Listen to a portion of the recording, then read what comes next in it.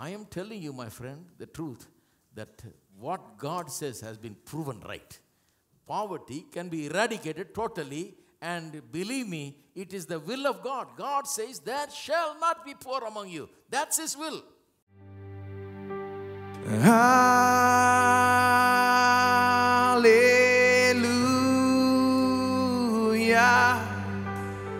Hallelujah.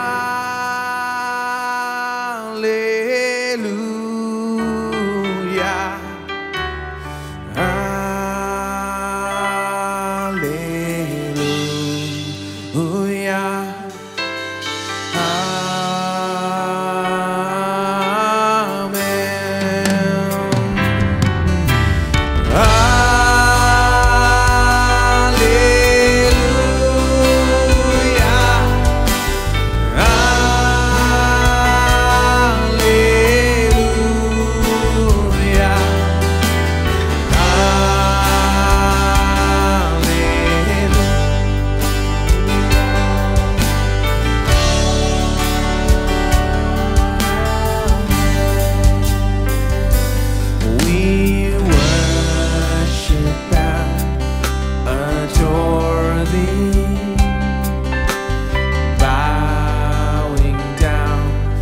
Before thee, songs of praises singing, hallelujahs ringing,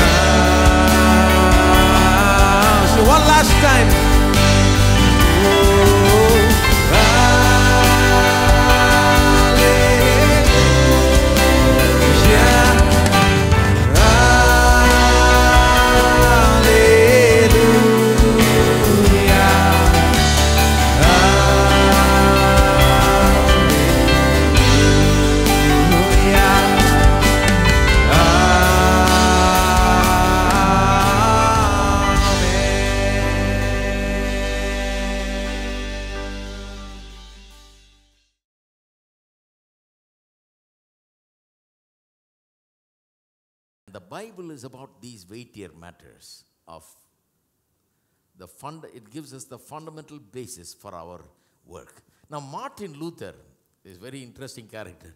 He is the one that took this teaching concerning calling and assignment and took it very far, used it powerfully to bring about a change in the Christian society. You know what kind of change he has brought about? You need to understand that the change that came through Martin Luther is not ordinary change. Complete transformation of societies. Many countries were transformed because of the Reformation and the Protestant teaching coming in. And one of the things that he made a mark in is his teaching concerning work. He took verses like this, where it talks about calling and assignment. And when he was translating the Bible into the New Testament into German, he was very thorough with Greek. He knew Greek very well. And when he translated the New Testament into German, he took the word calling and translated it into the German word beruf. Beruf means vocation or your trade or particular profession, your work. He directly translated it like that. And then, having translated it like that, he went on an outright attack on the wrong ideas that was prevalent in his days in the church. What was the wrong idea that was prevalent in the church in those days, in the society in general? See, the church had a great influence on society, and the church's ideas spread everywhere, and those ideas resulted in a kind of culture and a kind of society. So the society in those days had a lot of wrong ideas about work. And the wrong idea is this, that when they thought about calling, they were told that only those people that are involved in ministry of some kind, you must either be a priest or somebody assisting the priest, some nun, somebody, you must be in that kind of a job, and you must have forsaken everything and gone into a monastery and all that, given up everything. That is the kind of person that is called. Calling has to do only with such people, religious people and people in ministry. They are called. But what about the rest? What about the man who's a construction man? What about the man who designs the building and constructs the building? What about the bricklayer? What about the other workers, carpenters? What about the other people? They said, those are all low-class, good-for-nothing work. They are not called. Before God, it amounts to nothing. Their work amounts to nothing. Well, we need them, so we use them. But that work does not have any dignity. The only work that carries any dignity is the work, the religious work of a person in the church, doing some religious work like a pastor or priest or whatever. All others, they're not called of God. Because they're called of God, there is no dignity assigned to that work. No dignity to that work. Now, this was a terrible idea. So this, you can imagine what people felt like, out there. People that were not in ministry, They felt like they're useless, They're not called. Unfortunately, God has not called them into ministry. And they have not gone through the rigors of monastic life and all of that. They have not given up anything. So they are not called of God. God's favor is not on them, and they are not a very special people in any way. They're just the crumbs, They're just the ones that are left behind without a calling, just doing something just to make a living, put food on the table, and meet their earthly needs and meet someone else's needs. That's why they work, This is the way the Greeks also thought about, The Greeks really ruined a lot of stuff, in society. They had such an influence, so their bad ideas were very bad for the society. I told you already how they said all spiritual things are good, all material things are evil. It's an idea that came from them. Today, Christians have got a hold of that. Now, you try to shake Christians off of that, they won't agree. Oh, material things bad. The world is bad. I asked a fellow, what do you mean the world is bad? The world is created by God. It's not bad. No, I don't want anything. I don't even want 1 inch of land in this world. They used to say, if you had a house here, you won't have a house in heaven. You don't have a mansion in heaven. Because you're a worldly person. You built a house here, That kind of ideas, that material things are bad. Anything connected to material. A car is bad. A bed is bad. Everything is bad,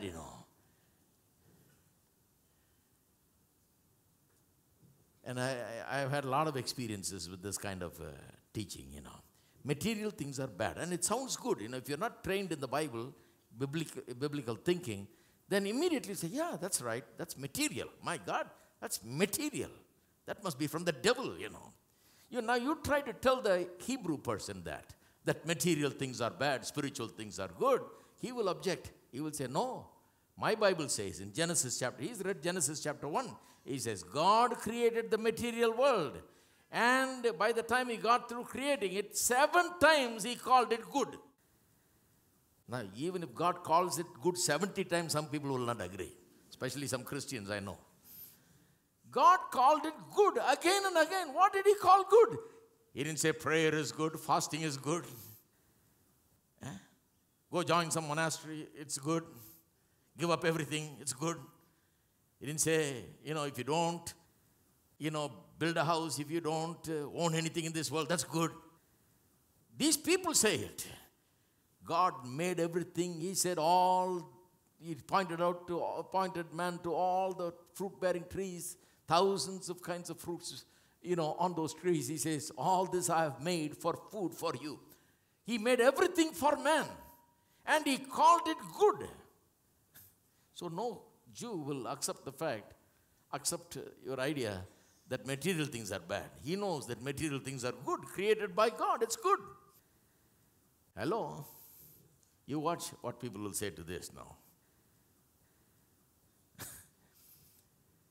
They've totally ruined it for many centuries. Now many people have caught on to the Greek idea that material things are bad, spiritual things are good.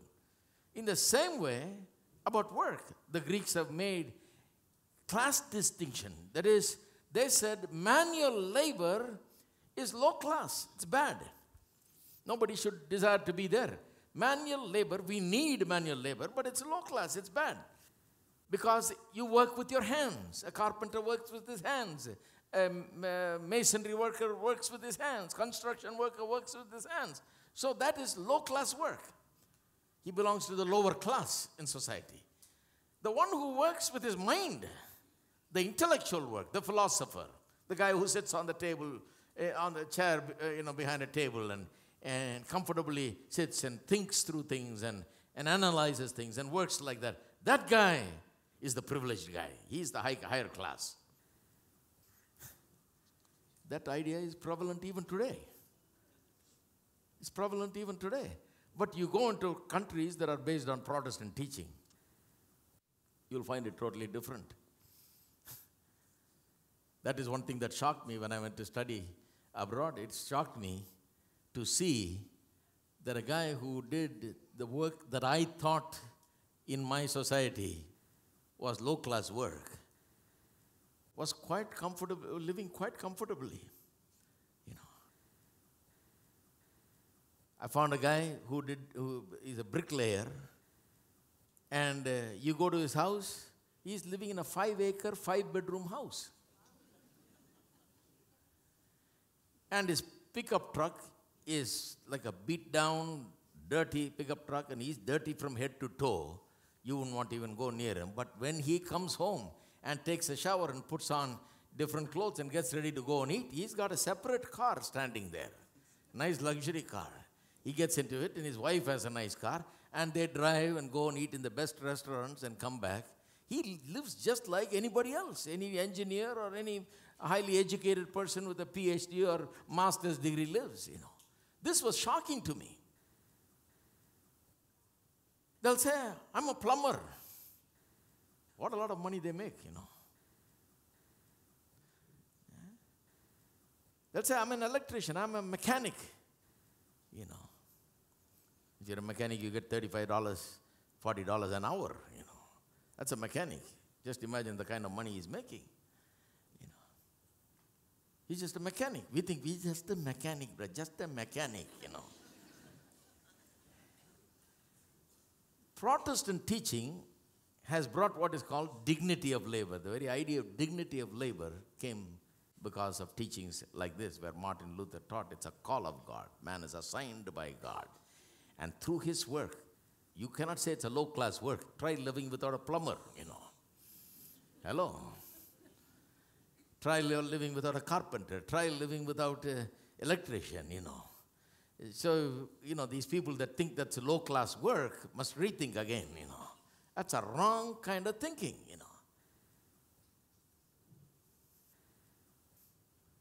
I was stunned to see some of these people that I considered their job is not considered anything in my society, but these people were living quite well, and they do not hide, saying, they don't feel shy about saying who they are, Say, hey, I'm a plumber. You ask a guy who cleans houses, he'll say, I clean. He's not ashamed of it, cleaning houses. He's making pretty good money. He says, I clean, I do construction work. I do road construction, things like that. They get very well paid there, So, because in that society, in these Protestant countries which are very prosperous, there is no distinction like the Greeks created. That if you work with your hands, you are a cursed low class, and if you work with your brain, you are a blessed high class, That distinction is not there. They've totally gotten rid of it. Every work has dignity. Whatever you do carries dignity. You don't have to be ashamed of it. You can go to work and proudly, you should be proud that you have a work. The point is you're working. Only where you don't have dignity is when you're not working, Work is dignity. No matter what kind of work you have dignity. That kind of thinking has come into these countries that have been raised on Protestant teaching, and they become very wealthy. One of the things there, see in Deuteronomy 15:4, I preached on it. We read that saying, God saying, if you follow what I teach you, literally that's what he says in short, there shall be no poor among you. Have you ever read that? I love those words, There shall be no poor among you. Now, you see some Christians in our country sometimes, they'll say, how is that possible, brother? I say, how many countries there are no poor? Hello? You try to go to some of these countries that have been raised in Protestant preachings, and you try to find a poor, you go street after street after street, you probably won't find any poor. Very difficult to find.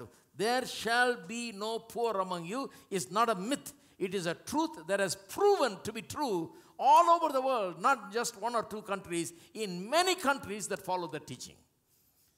God says, if you do what I say to you, if you follow my principles and establish your society along these lines. Now you read chapter 15 of Deuteronomy and the related chapters, God is talking about economic policies, literally, how to lend money, how to recover what you lent, and how to forgive debts, and all those things.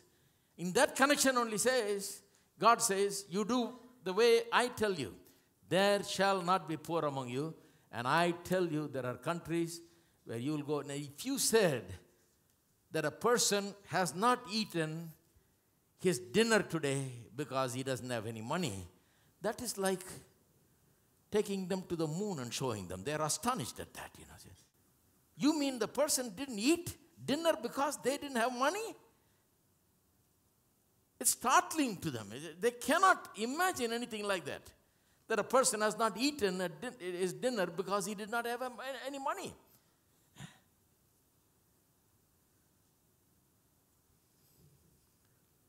We consider it very ordinary thing. A lot of people don't eat 3 meals a day. So we say, well, it's something very ordinary. But these societies have never heard of poor like that. They have never heard of a poor who does not have shoes to wear. They have never heard of a poor person that does not have clothes to wear. Never heard of a poor that cannot sleep in a comfortable bed. Never heard. I am telling you, my friend, the truth, that what God says has been proven right. Poverty can be eradicated totally, and believe me, it is the will of God. God says, there shall not be poor among you. That's His will. There shall be no doubt. But again, our Chennai friends will disagree with me. Like one fellow was preaching the virtues of poverty. What all poverty will do for you. It will make you more spiritual, take you to heaven. It will make you more careful, holy. 7 points. The blessing of poverty.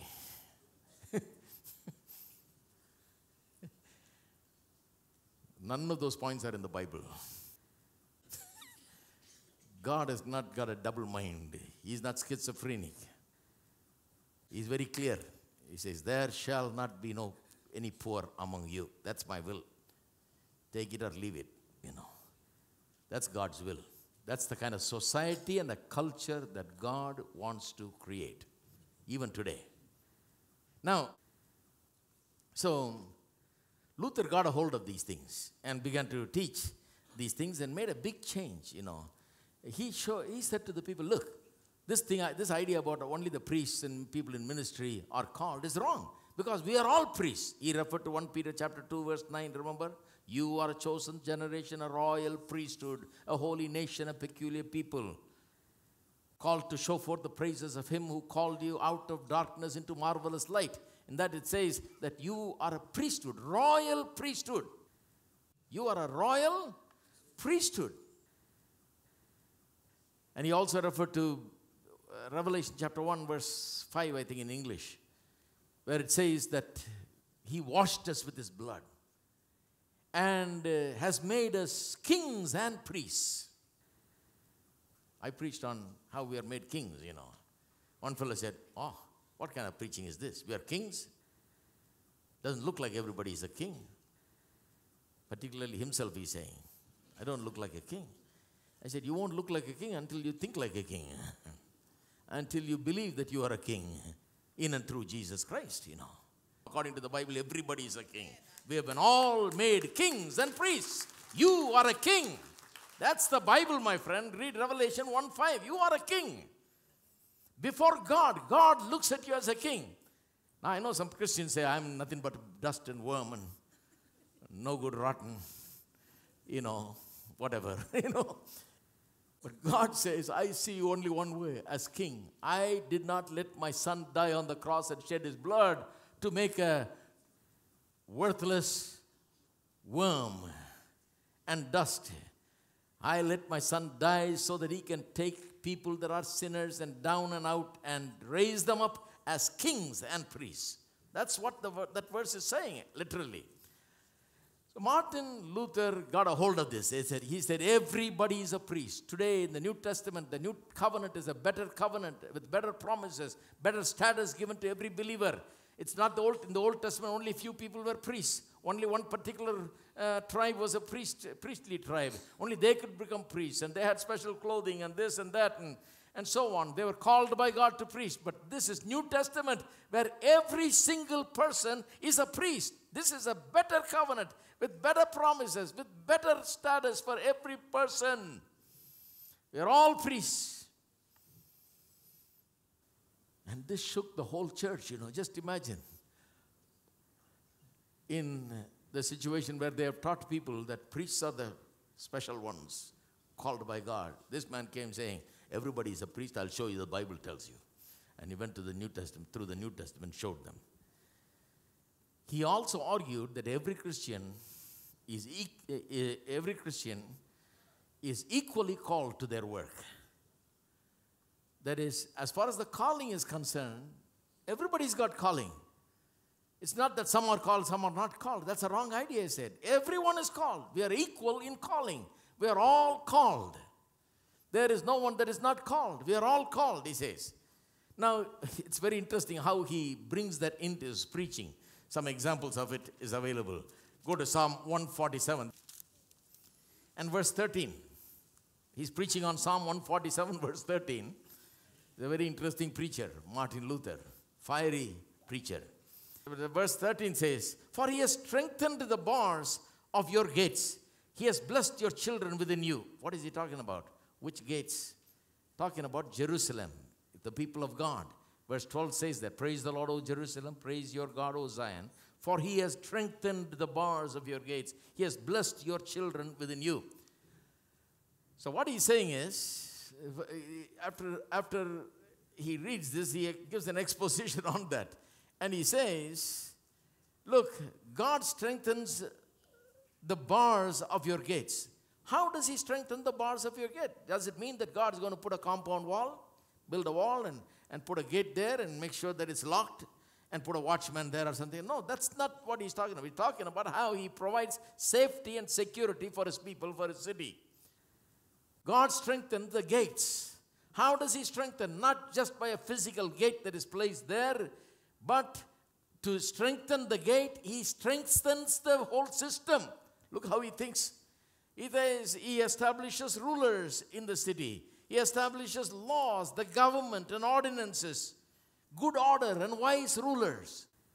With all of them functioning in their calling and in their assignment, that is how safety and security happens. Safety and security happens as a result of everyone participating according to their calling and assignment and doing their part of it the whole city with all its officials and all the workers doing their part in it. That is how safety and security happens, he says. That's the way it should be understood, he says. Just clap our hands. Jesus is alive.